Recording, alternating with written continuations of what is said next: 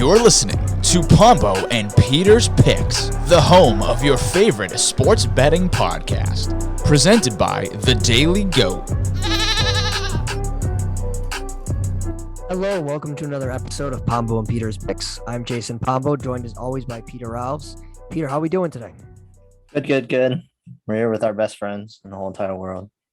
Of course. So we've had a lot of guests come on the podcast, but it's always fun having the Rough in the Basket crew on. So without further ado, we're going to bring on Brandon Carr and Noah Berndt. Both of them huge NBA fans, as are ourselves, and we felt that this week we're going to go over the NBA Finals, preview it, predict it.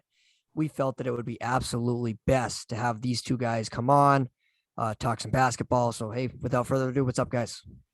Hey, what's going on? What's up, boys? I'm so excited to be on. Celtics are in the NBA Finals. I know Pombo, Peter, you guys are hyped about that, but I'm excited.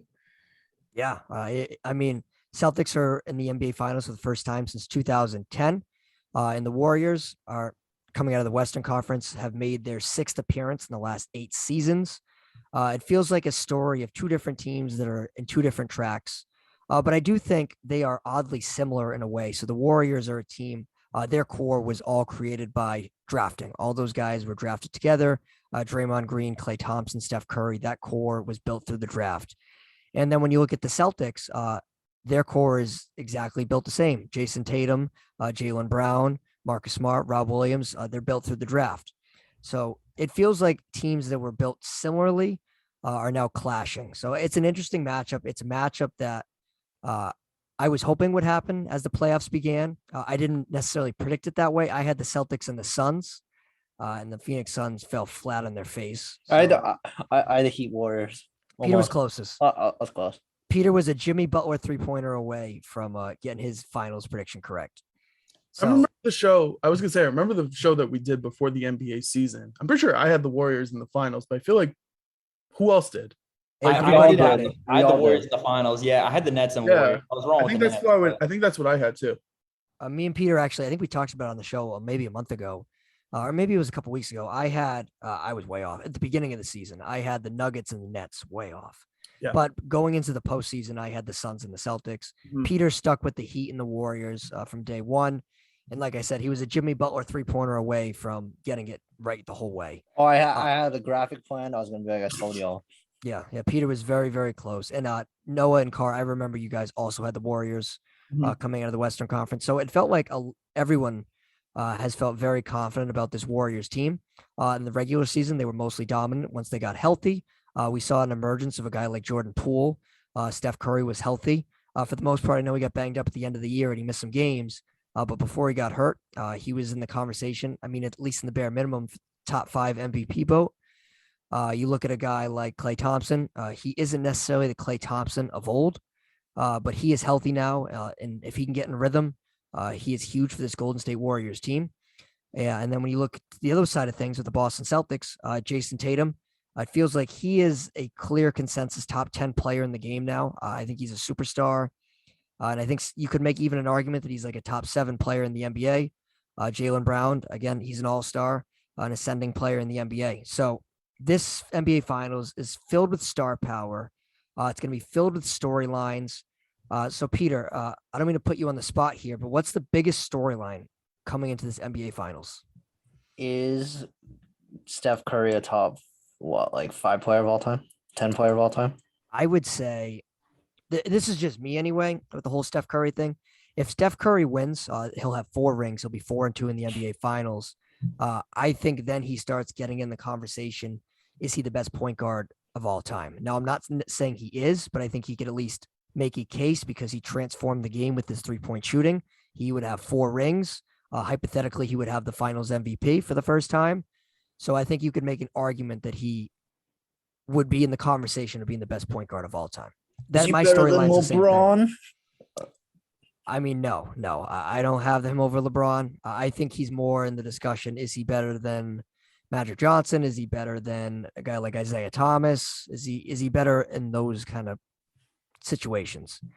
So Noah, what about you? What's the biggest storyline heading into the NBA Finals? Dude, that's a good one. I don't want to copy everybody else. I kind of want to come up with something else that's a little bit more original, but something that's just, I guess that is kind of the narrative that everybody's been putting out there. Is Steph Curry really ahead of Kevin Durant? Is he the greatest point guard well, I think he is automatically of this generation, but of all time. I think the Celtics just getting there and seeing how exactly they play potentially after, almost blowing what was it, 10-point lead, 8-point lead with like a minute 30 left. After seeing that and that last 1 minute and 30 seconds riddled of anxiety for us Celtics fans out there, I think the storyline really is, can they recover from that? And are they going to be able to close games down the stretch? Because that's going to make the huge difference. Yeah, that's a great point. Well, you're a Pistons fan. You can't walk that into that. I mean, hey, I can have a second team, bro. I can have a second team. Look, I respect that. Look, Noah has put his ground. He's clearly a Detroit Piston fan, but yeah, he's going to support the local team. Dylan Saraiva of Cheap Talk Wrestling, he's the same kind of thing. He's in Noah's boat as well. Mm-hmm. He's taken a lot of crap because Dylan's a Spurs fan, but he has been rooting for the Celtics this whole postseason. He's gotten a lot of crap, but it's same sort of thing as Noah. Noah, I think you bring up a good point with closing games. He wasn't rooting for the Spurs in the bubble. Well, we're not in the bubble. Oh, I mean, in the play-in game. What? Oh, when they were out, Peter. When they were out. No, I'm just kidding. I'm just. But again, that Dylan gets a lot of crap for that. But shout out Dylan. But good point, Noah. Celtics closing out games. They clearly struggled. The thing that comes to my mind is Game 5 in Milwaukee.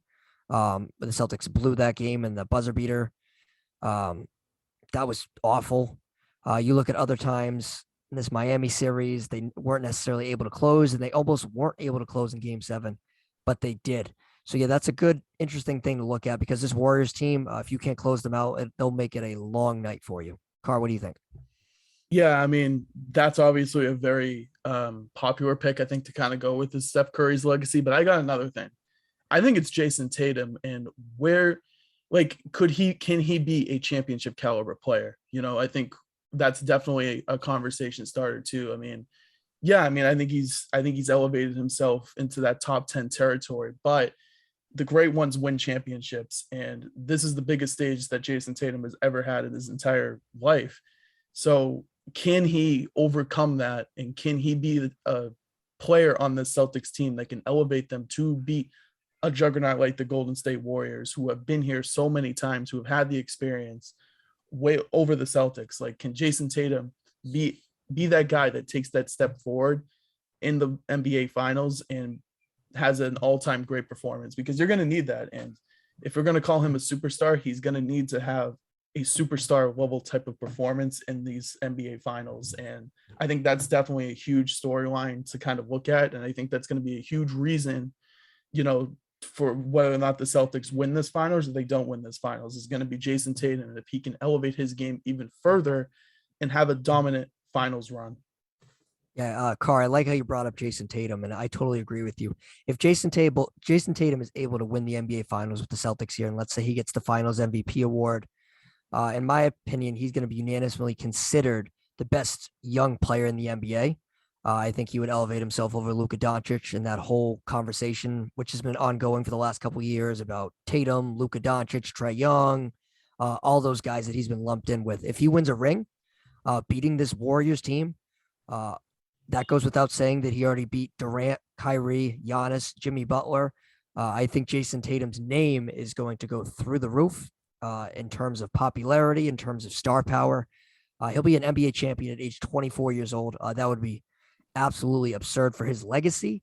And he'd already start off his career in year 5 as an NBA champion. And it's difficult to win in your 20s in the NBA. We saw LeBron James struggle in the early years in Cleveland to win a title. He didn't break through, obviously, until Miami. And it takes some time. It's not easy. It seems like a lot of superstars and stars don't really break through until like age 27, 28, 29.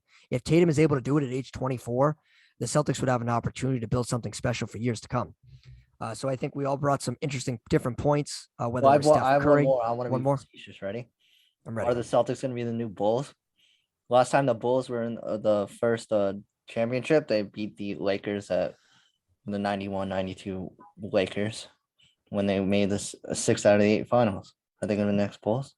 Or even, I tell you what, I'm going to go even one further. They're the next Warriors, tying it into how I initiated the show in terms of the Celtics and Warriors kind of mirror each other. could the Celtics be like the Warriors in terms of the next dynasty in the NBA? That's at play here. So a lot of interesting storylines heading into the series. I'm really excited about it. Celtics aside, I think it's going to be a great thing to view. I think it's going to be a lot of close games. I think it's going to be a long series, a lot of things at play. So let's talk about the gameplay itself. So the Celtics and Warriors, clearly one's in the East, one's in the West. They don't really play each other often, right? So we only get the treat twice a year. And I have a great story. Peter knows the story. I don't know if Noah and Carr do. So in 2015, I had the opportunity to go to the Celtics and the Warriors game at the Garden. So this is when the Warriors were at the height of their powers, right?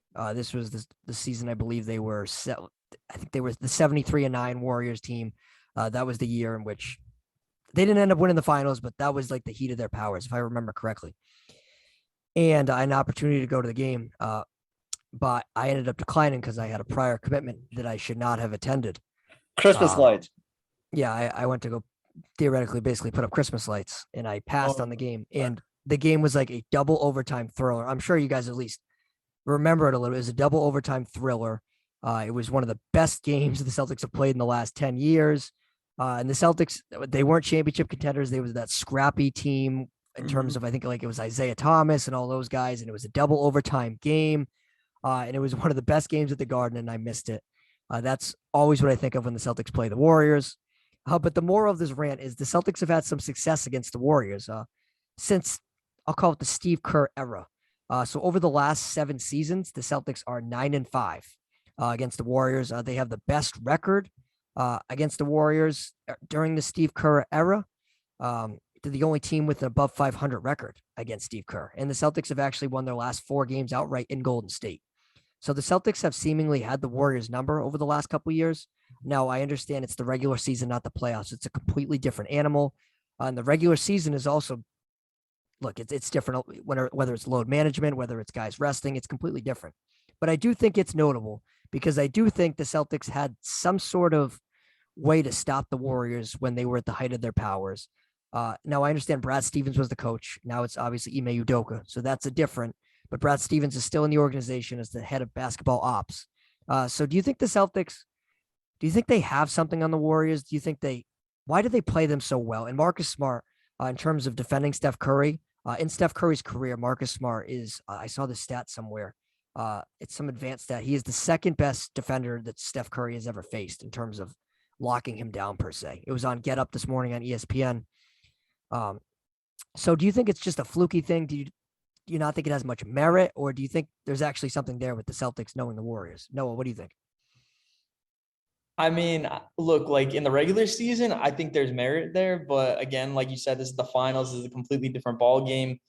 I don't want to give my prediction yet. It's too early in the show, but I'm just saying, I mean, I think Steph Curry in the finals, the Warriors in the finals, they have so much more experience. And I think it doesn't necessarily come down to just one player in Steph Curry. I think it just comes down to the fact that the Warriors as a combined team have 123 games of finals experience as a combined team. If you combine the Celtics experience, they have a grand total of 0 games of finals experience. So we'll see what happens there, but that's all I got with that one.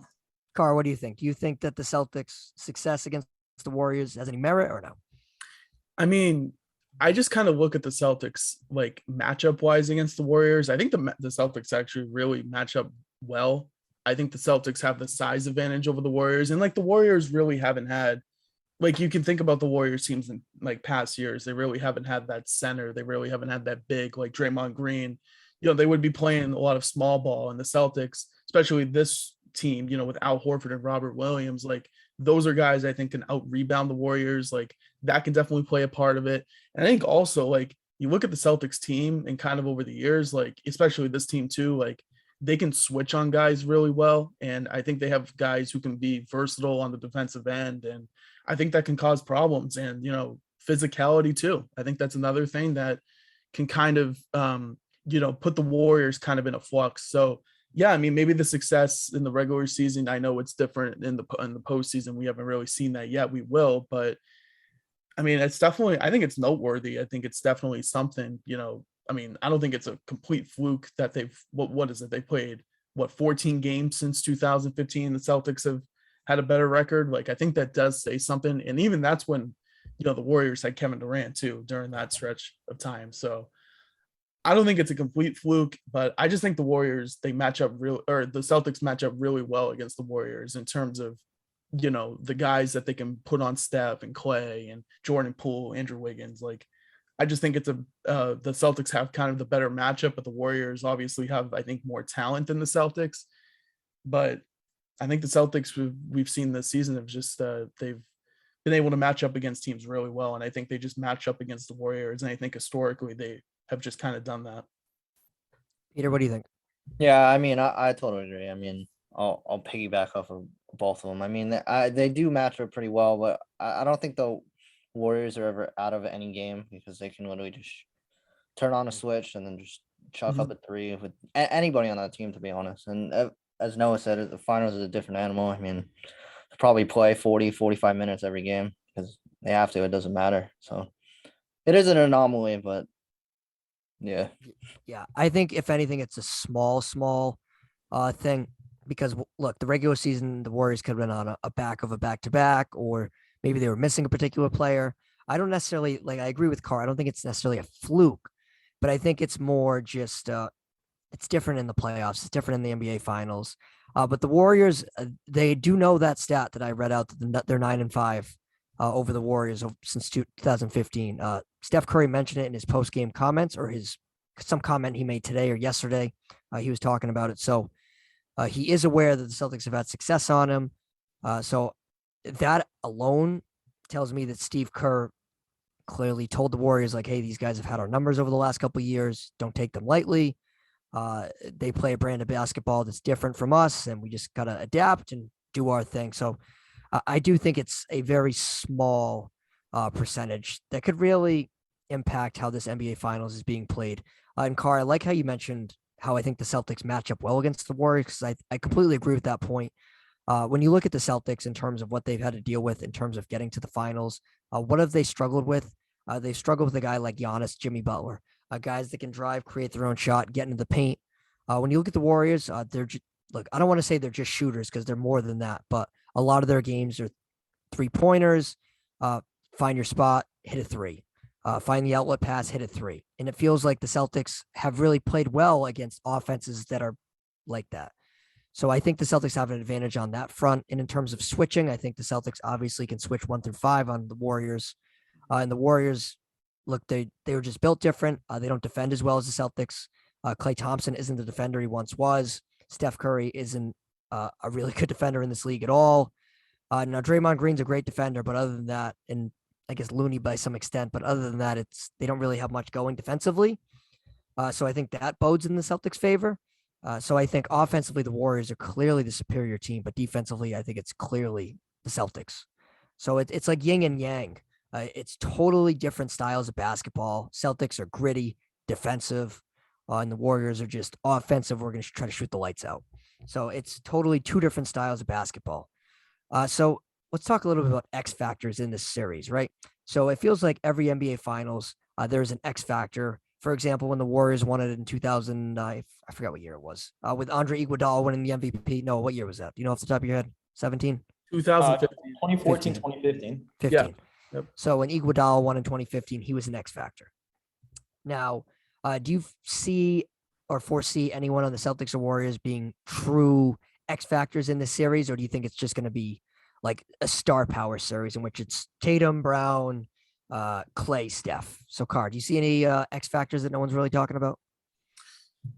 I mean, I don't even know if this guy, like, you would consider him an X factor, but like, I feel like Marcus Smart is, I think, going to be a huge part in this series. And I think that counts as an X factor. Yeah, I'm going to go with Marcus Smart. Like, I think he has to have a big series, I think, in this one. And, you kind of mentioned like earlier with that stat with him being a historically great defender against Steph Curry. I think that's going to be a huge factor. And like, I think Marcus Smart, what he brings to the Celtics team, I think is absolutely super valuable. And, on the defensive side, his leadership and, his ability to, just set things up on offense as a playmaker, as a passer, like, he's going to be huge. And I think he like there's been some games where Marcus Smart has definitely struggled, but there's also been games where he's really shined. I think maybe a little bit more consistency, and obviously he's had a couple of games where he's shot more times than Jason Tatum and Jaylen Brown. You can point to Game 6, and that could be a reason why the Celtics lost that game. So, Marcus Smart just being a little bit more efficient and just playing great defense, I think is definitely going to be a huge one. But for the Golden State Warriors, I think Jordan Poole, I would count him as the X factor too. He's somebody that has really blossomed this season, and him coming off the bench, providing that spark off the bench and being a guy who maybe he ends up, having a 20 something point per game out in the finals. Like he could be someone that I could definitely see winning the finals MVP too. Yeah, Carr, I totally agree with you with Jordan Poole. I think he's the X factor for the Warriors. For the Celtics, I'm going to go with Rob Williams. I think the health of Rob Williams is very valuable. In terms of the Celtics defense, I feel like he's that real anchor in the middle. And when he's on, it feels like the Celtics are on. Now, he hasn't been right. He wasn't right in that Miami series. He didn't play in the second half, I don't think at all in Game 7. And I think if the Celtics can get him right, he can completely change the series. He can defend well. He's very valuable with the alley-oops, and he's an underrated passer for the Celtics team. So I think Rob Williams is my X factor. Peter, who you got for an X factor? See, Carr kind of took mine because I wanted to say Smart, just because I want him to hit, or not even hit, but like hit those threes that he missed in Game 6, missed in Game 7, and he always loves to do 0 for 5 in the last 5 shots. I want to take more twos. I don't know why he wants to be like the hero, I guess. I mean, he's shooting 41% from 3 this year, so it has been better. But the last 2 games, and I know he's like wide open every time he gets the ball, but every single time fourth quarter. Yeah, it felt so. When I was watching Game 7 with Peter, Peter's like miss, and then of course it would go in.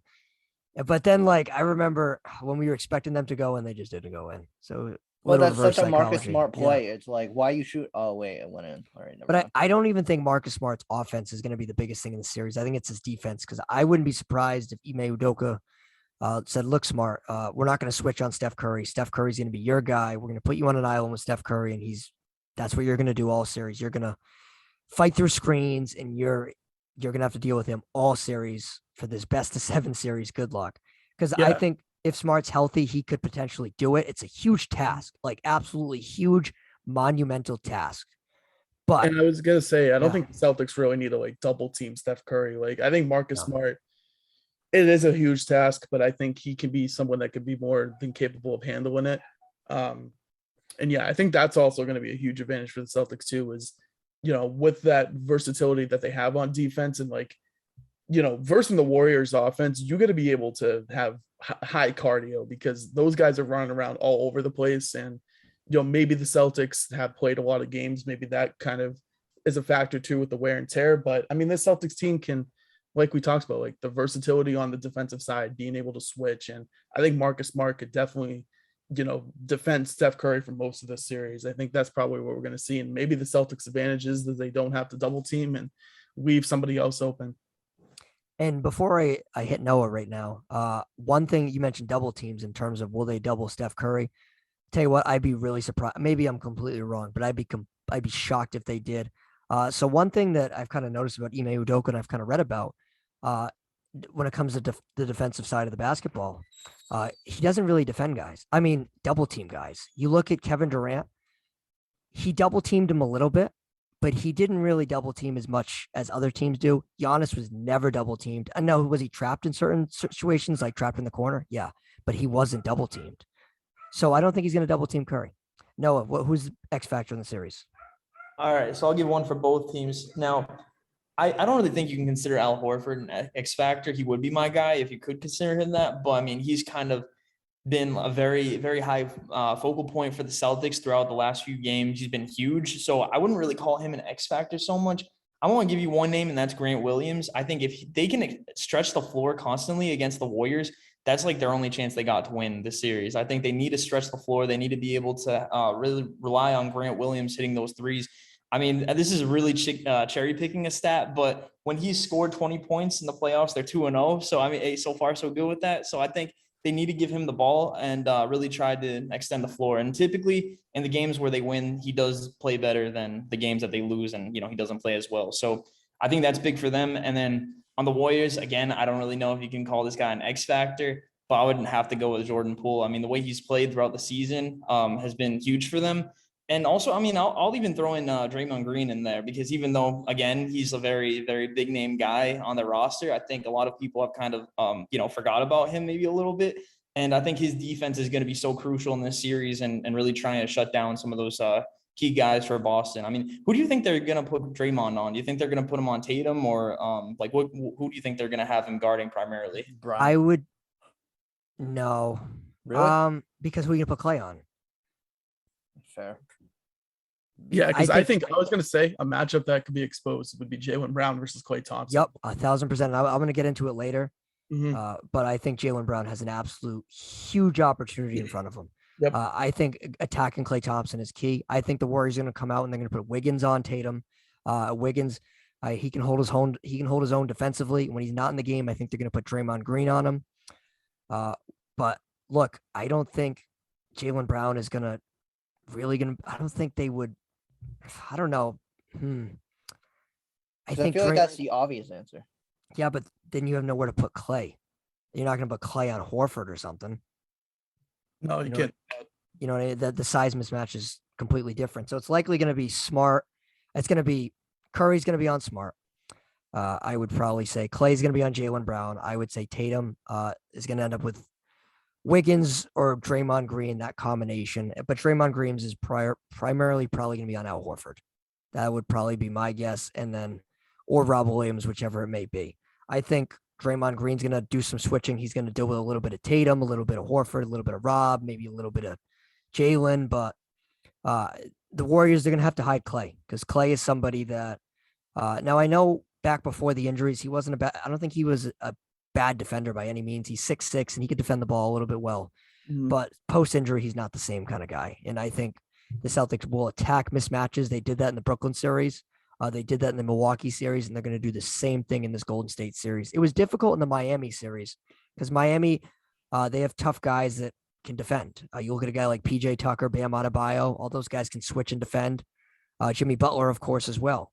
So this Warriors team is nowhere near the caliber that the Miami Heat is in terms of defensively. And just quickly, I want to go to what Noah said with Grant Williams. Noah, I think that's a fantastic point. The Celtics have seemingly went away from Grant Williams after that Bucks series. We all remember Grant's Game 7 performance in which he led the Celtics in three-point attempts and shots. And the Celtics, they won the game. Like Noah said, they're 2-0 when Grant scores 20 or more points. But in the Miami series, he didn't really shoot the ball much, and they went away from him. I think in the Golden State series, they might look to Grant Williams again. Stretching the floor is important. Trying to match the Warriors with threes is important. So I know I picked Rob Williams as my X factor, but it wouldn't shock me the slightest bit if the Celtics like to play small in this series, and maybe they go a combination of like Smart, Brown, Tatum, Grant, and then Horford. I could see that being a popular lineup combination for Ime Udoka. And just in terms of shooting the ball, and I think Grant Williams gives you something defensively as well, because I think Grant Williams will probably, I think he can contend with a guy like Draymond Green. They're similar size, and I think they play the game very similar style. So that would be an interesting matchup to see. So I think we all have different X factors, and besides Jordan Poole, we all agree on Jordan Poole. But so watch Jordan Poole play 5 minutes a game and never take a shot. No, I mean, how many players are going to play in the finals? Like 8? 7 or 8, I would say. In terms of later in the series, you'll probably see like a 7-man rotation, especially for the Celtics anyway. But early on, I probably say 7 or 8. And now, obviously, all that could be thrown out the window in terms of injuries and stuff like that. Oh, yeah. Like the Celtics were dropping like flies in the Heat series, but the Warriors are well rested. They've had over a week off, 6 days off. So that's beneficial for them. So the Warriors are full healthy, and the Celtics, they should be healthier than the Heat series.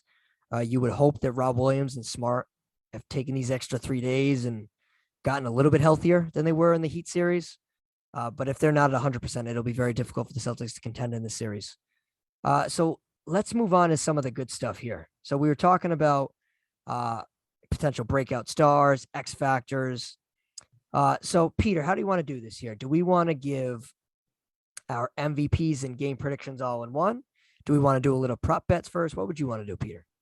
I mean, if we give MVPs, I mean, we'll probably have to give them So want to start off with props then? We'll do props and then we'll get into games and MVP. Props. All right. So like me and Peter were just saying, prop bets in the NBA Finals is huge. A lot of people like to partake in them. And me and Peter found we're each going to pick 2 props, and Carr and Noah, feel free to join. If not, totally okay. That we feel like could happen during this NBA Finals. So Peter, I'll start. In terms of the series leader for most points, I like Steph Curry at plus 155. I think win or loss, Steph Curry is going to score the most points in the series. I think he's going to be a man on the mission in this series. He wants that Finals MVP. Like Noah was saying earlier, 144 games of Finals experience is a lot, or whatever it is. No, what was it? 144? 123. 123. I was close. So look, he's a seasoned veteran in the NBA Finals. I think he's going to lead both teams in points, not afraid to shoot. He's going to take the most shots. Steph Curry. I think that's the easiest bet on the board at plus 155. Peter, what about you? Yeah, I totally agree. I mean, I had that prop as well. I think Curry, win or lose, is going to average 25, 30 points a game. I think he has to. Yep. But just to be different, it's not going to be on the graphic. I like number of road wins, like 2, 3, or even 4. I mean, you've seen the Celtics the whole series. Just can't win at home, which is really, really, really weird. But they've won 2 versus the Nets, 2 versus the Bucks, and 3 versus the Heat. Right? Yeah. Oh yeah, you're totally right. So it doesn't make any sense why they can't play the Garden. It seem like the other team just gets up for it, but. And it's not just been the Celtics. I feel like that's been a low-key trend in the NBA. I mean, the one that stands out in my mind is Game 7 Mavericks Suns, where the Suns got completely obliterated. The Mavericks won by 50 points, and that was in Phoenix. So I don't know. It's weird. Usually NBA home court means a lot, especially like it just means a lot, and that hasn't been the case. So I totally agree with you on that one, Peter. That's a sneaky little pick. Another prop that I like in this one is the series leader for total rebounds. I like Al Horford at plus 125. I know this one may seem like a chalk pick, but it feels like Horford, in terms of getting rebounds late in the fourth quarter, late in the second half, he's the guy. Now, I think he had 8 rebounds in the fourth quarter of Game 7 or something crazy like that, or maybe it was 5 out of his 8, whatever it was. Horford is able to get those rebounds to avoid any second possession chance for the Warriors. I like Horford getting those rebounds at plus 125. Peter, what's your second prop? Yeah, I like that too, because who else would get rebounds? Maybe Rob, but I mean, is he going to play the minute? Is he going to be on a minutes restriction? Who knows? Draymond Green, he gets rebounds, but I would take Horford over Draymond Green in terms of leading the series in rebounds. I like the series total assists at Jason Tatum plus 425. I think he's going to have a handful of whoever it is. I think she's going to have to dish out to Browner and Marcus Smart. Yeah, I like that as well. Noah, Carr, do you have any props you want to hit on? I do. So there's a prop bet. I believe I just lost it on my computer, but it was plus, I think it was like plus 330 or plus 300 for a player to get a triple double. Plus 300. I got it. In any game of the finals, I could see that. Like, I mean, Draymond Green's a guy that could come to mind, especially if the Warriors win that game. Jason Tatum's been really close. And even Steph Curry, I feel like, he's someone that I could also see getting a triple double. So I kind of like that. I like the plus 300 on a triple double. Yeah, that's an interesting one. Noah, do you have any or no? No. Okay. No problem. So those odds were all via DraftKings. We'll see if any of them come to fruition. They'll all be on our graphic this week. So Matt will be back doing our graphics this week. Shout out to Matt. Shout out to Matt as always. So I think without further ado, I think it's time to get into some finals predictions and MVP predictions. I think this is something we should absolutely do before the series starts, and maybe we'll have a wide variety on MVPs, and we'll see how it goes. So let's start with who wants to start here? Who wants to take the floor? I'll do it. Carl will take it. Well, I think, listen, since the playoffs have kind of started, and maybe like after the Brooklyn Nets series, I felt really, really confident in the Celtics, and especially, considering I've seen every game, hometown kid for Boston, seen all the Boston Celtics games and seen kind of like all the pain. I mean, I'm sure all of you guys can relate. Like, the Celtics have been super disappointed in the playoffs, and like part of me like wants to like think that they're gonna blow this, but like there's just something different about the Celtics team, and I kind of see it the way that they play, like the adversity coming back down from like 3-2 against the Bucks, and all the games against the Miami Heat, and how they had to be able to come back down and keep this team just something about the Celtics team that they have, and prior to compared to other Celtics teams in the past. And I know the Golden State Warriors are a tough matchup, but they're not the Warriors that we've seen in years past where they're so dominant. I think there's definitely some flaws with this Warriors team, and I think the Celtics, like we kind of talked about towards the beginning of the show, like they match up really well with this Warriors team. And I've just learned to not count out the Celtics in this postseason run, no matter what situation they've kind of been put in. So with that being said, I think you guys kind of know where I'm going with this. I'm going to go with the Celtics winning the NBA Finals in 7 games. And want me to give you my MVP pick too? Yeah, let's hear it.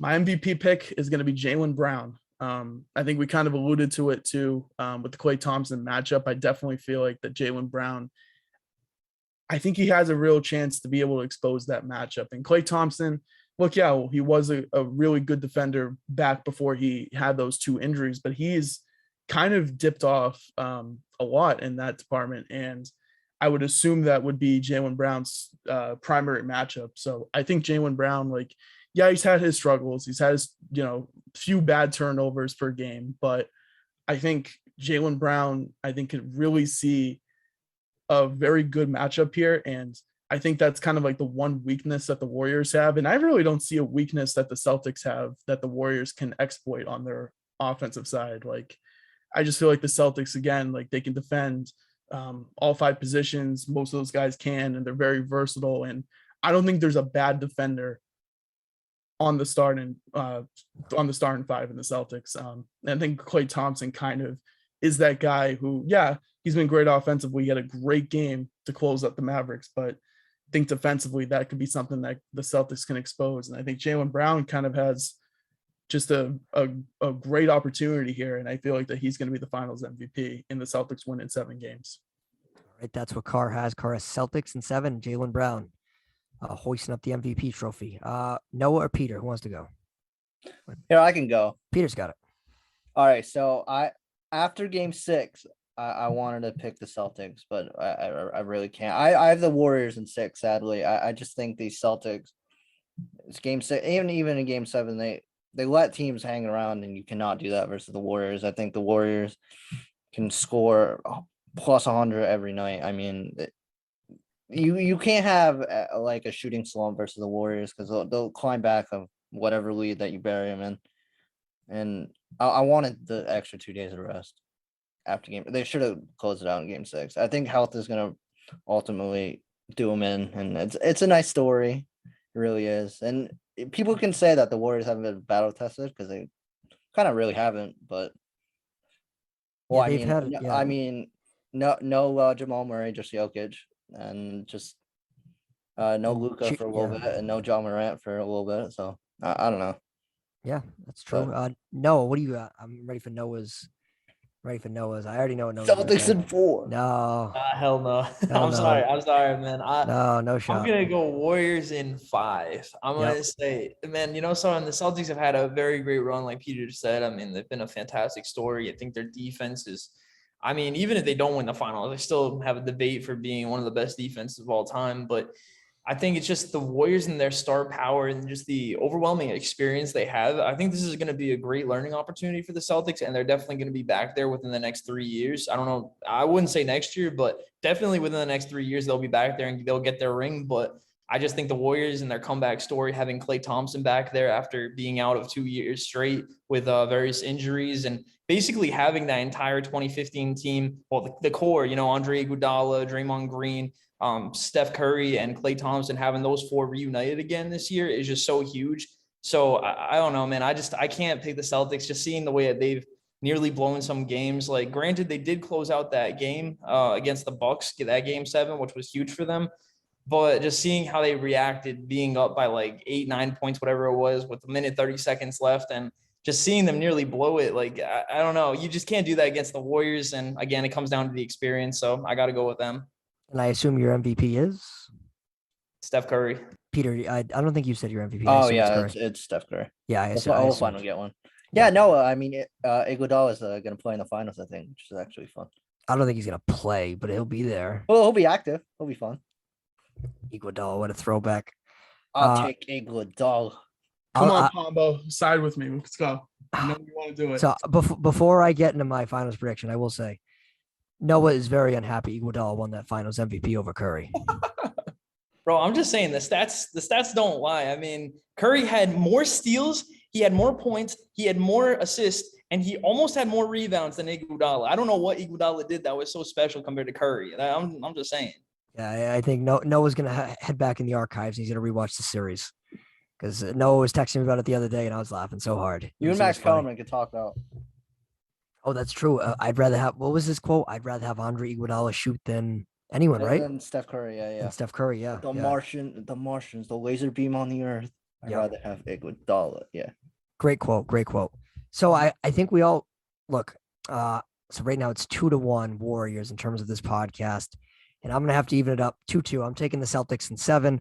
I do think Carr stole my thunder with Jaylen Brown, which is completely good. I think Jaylen Brown is going to win the MVP here, and I think he's going to be the story in this series. I think Jaylen Brown is going to average, I'll say 26 a game in this series. I think he's somebody that is going to take advantage of his matchup, and I think the Warriors are going to struggle dealing with him and Tatum. I think that's going to be a huge issue. I think Tatum, for the most part, I think the Warriors are going to be able to, I don't want to say silence him, but they're going to be able to limit him and force him to make some passes. And I think Jaylen Brown's going to convert. Jaylen Brown is going to take advantage of Klay Thompson. He's going to have success in the paint, getting to the free throw line.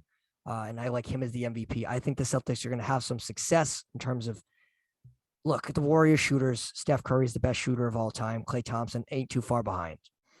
But when you're dealing with that Celtics backcourt that is going to be in your face all day long, Marcus Smart, Derek White, Tatum, Brown, the wings, I think they're going to try to make life uncomfortable for Curry and Klay Thompson. And if they can do that, they're going to win the series.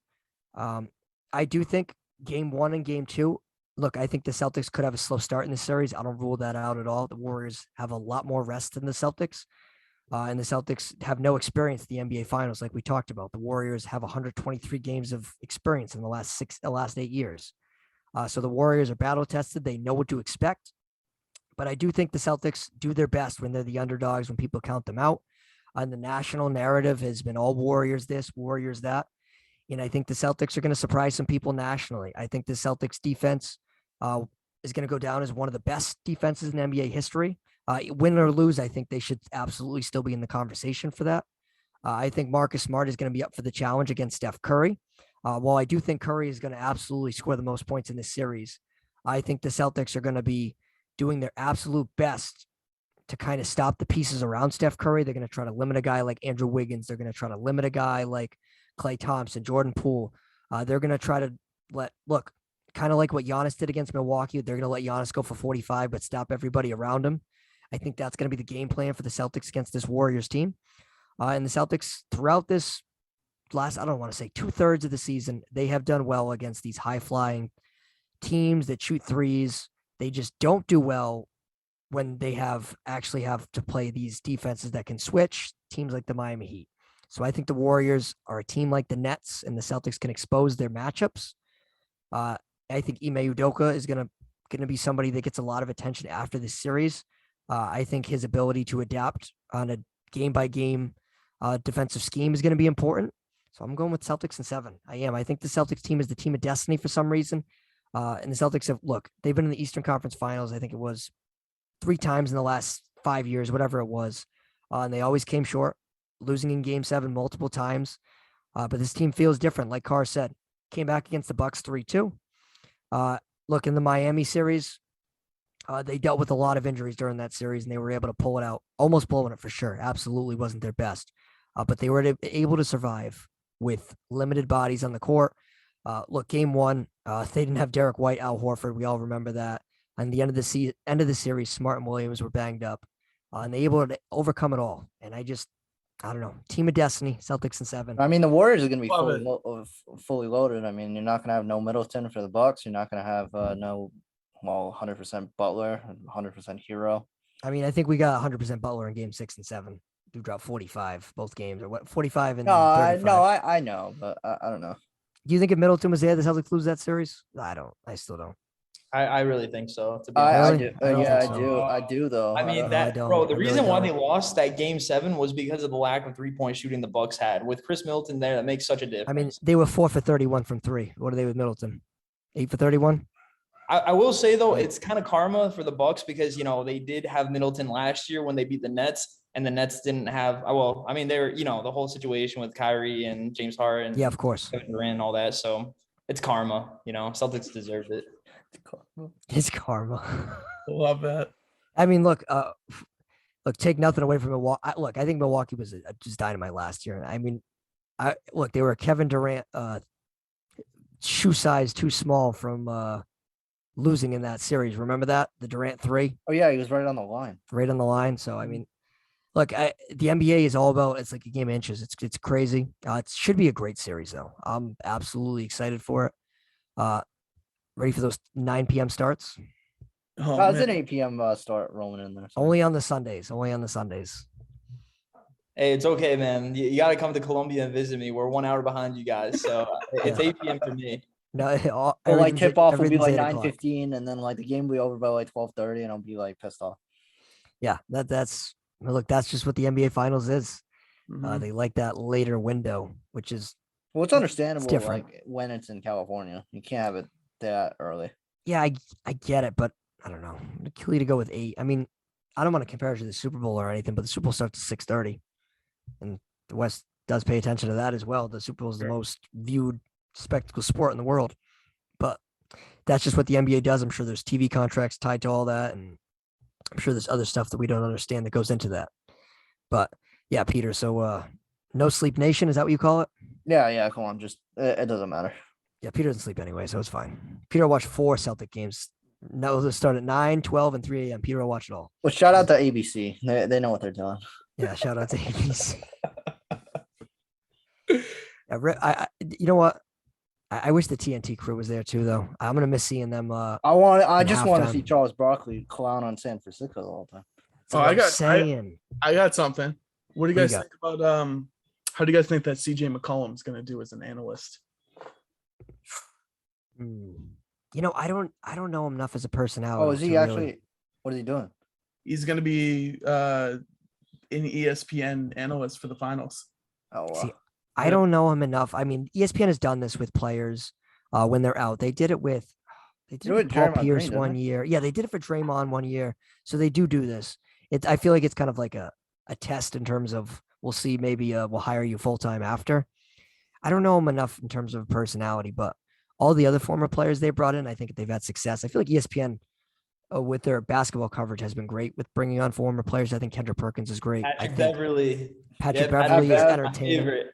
JJ Redick, I think, has been really good too. Richard Jefferson's pretty good. Jefferson's okay. So I think they've done a extremely good job of finding the former athletes to really step in.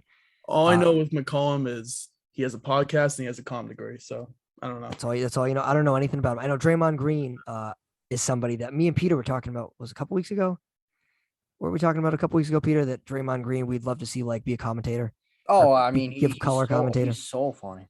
I think that would be Draymond Green in the booth would be something. Him on his podcast is amazing. Yeah, Draymond Green's brutally honest, so I think that would be very, very entertaining. But hopefully, CJ McCollum fits right in. But Stephen A, I'm sure, will have him in for it.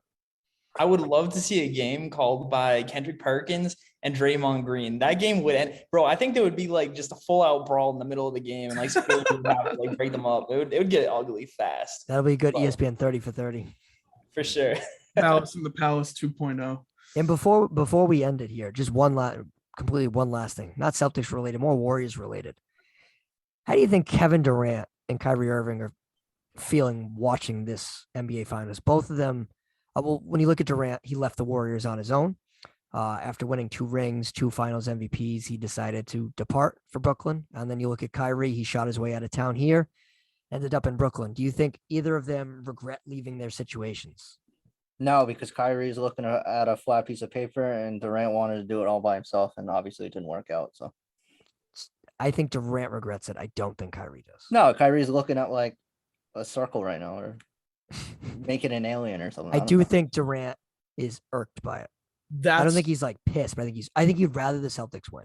Let's say that. That's how I feel too. I don't know. I don't know if Kyrie, I don't think cares. I really doesn't. Yeah, I just don't see him caring. And like, I mean, Kevin Durant chose to play with Kyrie rather than stay in Golden State. So yeah, like if you think about it this way, he chose Kyrie over Steph Curry. Yep. So Good. I think he's irked by it. Like I don't think he's like, oh, I hope the Warriors lose in 4, but I do think I think Durant has an eye on it, and he's like, well, the Warriors got to get that off their back too, though. Yeah, they do. One versus without. But the Warriors won one without him anyway, so I don't even think it's really a huge thing anyway. I don't think it's the biggest storyline as people want to throw out there. Like the Warriors did win without Durant. That was the whole thing that everyone was mad that Durant went there because they were so good without him. And then they're like, all right, I'll just go there. Yeah. No. What do you think of the Durant Kyrie thing? Do you think they regret their circumstances? I think maybe it crosses their minds when they're like in the shower or something, but then I think they get out, and then they're in a $30 million house and they're like, something life's all right. Dude, Kevin Durant right now, I think he's in Greece, like just chilling with some, pretty attractive woman, so like he's living his life. You're right, Noah. You're 100% right. I don't know. But I will say Durant is very cognitive of what people say and think. We've all seen his Twitter, his tweets. He goes back and forth with people. Yep. And if the Warriors come in here and they win, and Steph Curry is the Finals MVP, and the Warriors win their 4th title right in this span, and they're second with, they're technically first since Durant left, second Curry does alone. I do think Durant's going to catch some crap on Twitter, and I do think he's going to be tweeting at people.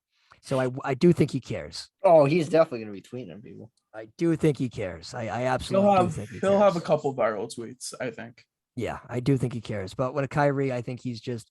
I don't think Kyrie thought of it more as, I think Kyrie wanted to go back to Brooklyn and team up with Durant because Brooklyn's his home and Durant's his guy, and that's kind of what happened. And I think that's just how he looks at it. And I think he thinks in his mind that the Nets should be a title contender next season. And the reality is the Nets haven't even committed to them for next year. So that's another story for a different day. But I do think both of them will absolutely watch the finals and have a rooting interest per se.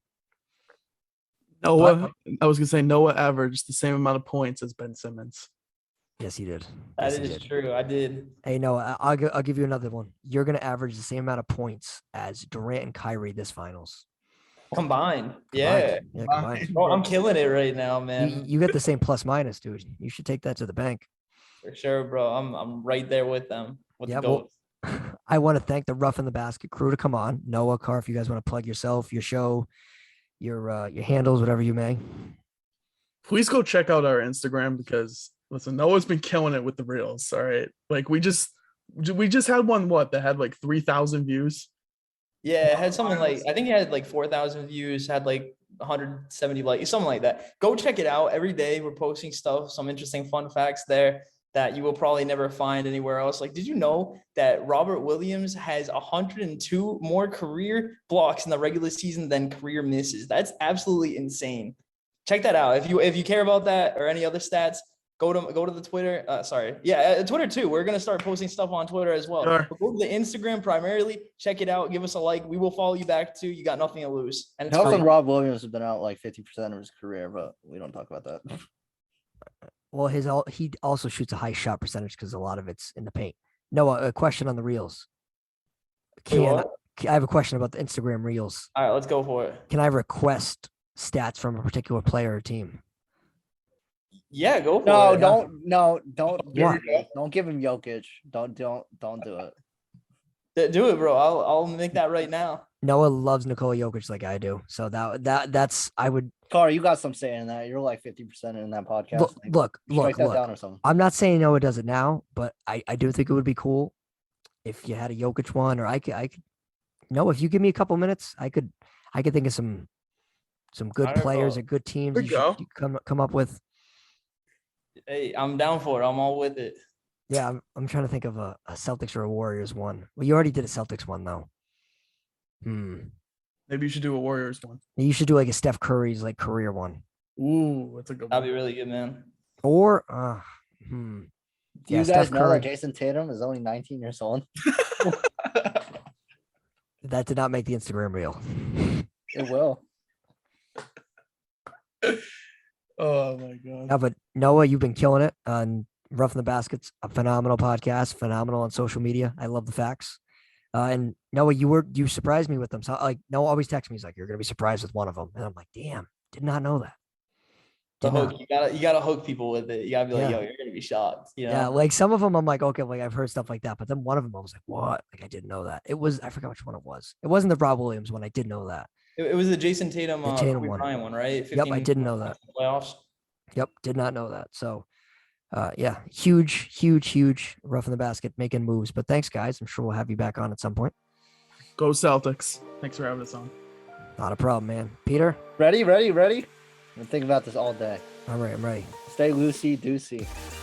Boom. Go Deuce. Man, that was really good. Listen, in the back of my mind, I want the Celtics to win because the graphic in the following day is going to be electric. That's all I got to say.